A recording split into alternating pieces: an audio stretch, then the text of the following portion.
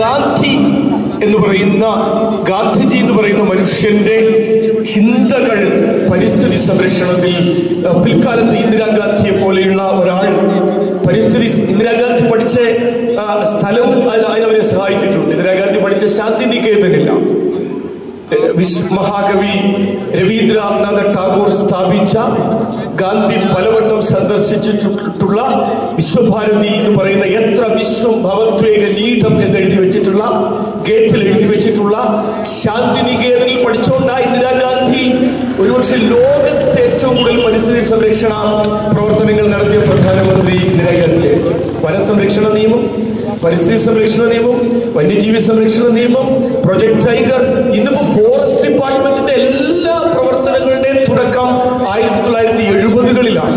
1964 മുതൽ 80 വരെയുള്ള കാലഘട്ടം എടുത്താൽ ആ കാലഘട്ടത്തിൽ ആണ് ഇന്ന് നമ്മൾ കാണുന്ന പരിസ്ഥിതി സംരക്ഷണ നിയമങ്ങൾ, വനസംരക്ഷണ നിയമങ്ങൾ എല്ലാം ഉണ്ടായി. പരിസ്ഥിതി പ്രവർത്തനങ്ങളിലേക്ക് ജീവിതത്തിന്റെ വിരുദ്ധമായ ആശയം. നമ്മൾ അഹിംസ എന്ന് ഇന്ത്യക്കാർ തെറ്റിദ്ധരിച്ചിട്ടുള്ളത് എന്താന്ന് വെച്ചാൽ ആരെയും കൊല്ലരുത്, കൊല്ലാതിരിക്കുക എന്ന നിലയിലാണ് നമ്മളതിനെ കണ്ടിട്ടുള്ളത്. അപ്പൊ ഗാന്ധി അദ്ദേഹത്തിന്റെ വസ്ത്രം, അദ്ദേഹത്തിന്റെ ഭക്ഷണം, അദ്ദേഹത്തിന്റെ ജീവിതം, അദ്ദേഹം യാത്ര ചെയ്ത സ്ഥലങ്ങളിൽ ഉള്ള, പിന്നെ പലയിടങ്ങളിൽ ഇപ്പൊ ചമ്പാരൻ സത്യാഗ്രഹത്തിലേക്ക് ഗാന്ധിജി പോകുന്ന സമയത്ത് ഗാന്ധിയെ കാത്തു നിൽക്കുന്ന ആചാര്യ കൃപലാനിയും രാജേന്ദ്ര പ്രസാദും കൂടി ഫസ്റ്റ് ക്ലാസ് കമ്പാർട്ട്മെന്റിൽ വന്ന് നോക്കുമ്പോൾ ഗാന്ധി ഫസ്റ്റ് ക്ലാസ് കമ്പാർട്ട്മെന്റിൽ ഇല്ല. ഗാന്ധി ജനറൽ ക്ലാസ്സിലാണ് സഞ്ചരിക്കുന്നത്. ഇപ്പൊ ചില ആളുകൾ എന്തിലാണ് സഞ്ചരിക്കുന്നത് നമുക്കറിയാം. ഗാന്ധി ജനറൽ ക്ലാസ്സിലാണ് സഞ്ചരിക്കുന്നത്.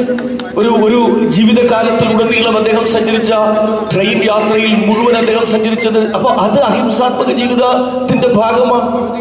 അതുകൊണ്ടാണ് ഗാന്ധി പറഞ്ഞത്, നിങ്ങൾ ഒരു കാര്യം ചെയ്യുന്നതിന് മുമ്പ് ആരോട് പറയുക? നമ്മുടെ നാട്ടിലെ ജനപ്രതിനിധികളോട് പറയുകയാണ്.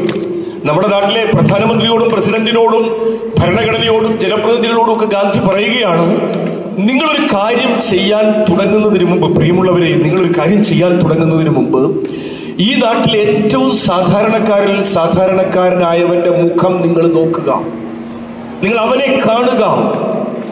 അവന്റെ ജീവിതത്തിൽ നിങ്ങൾ ചെയ്യാൻ പോകുന്ന കാര്യം ഒരു മാറ്റവും ഉണ്ടാക്കുന്നില്ലെങ്കിൽ നിങ്ങളത് കളഞ്ഞേക്കുക, ഉപേക്ഷിക്കുക.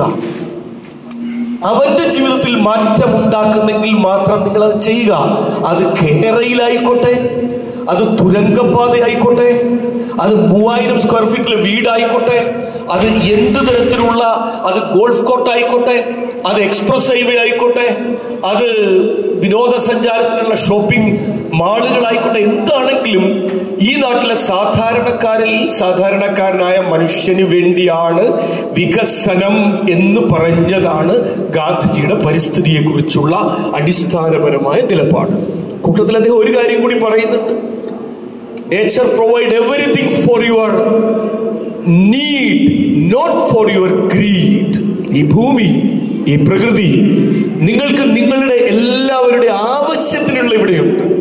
നമ്മുടെ എല്ലാവരുടെയും ഇത് ബൈബിൾ വേറൊരു തരത്തിൽ ബൈബിൾ പറയുന്നുണ്ട് അല്ലെ? ബൈബിളിൽ നിങ്ങൾ വായിക്കുന്നതാ അല്ലെ?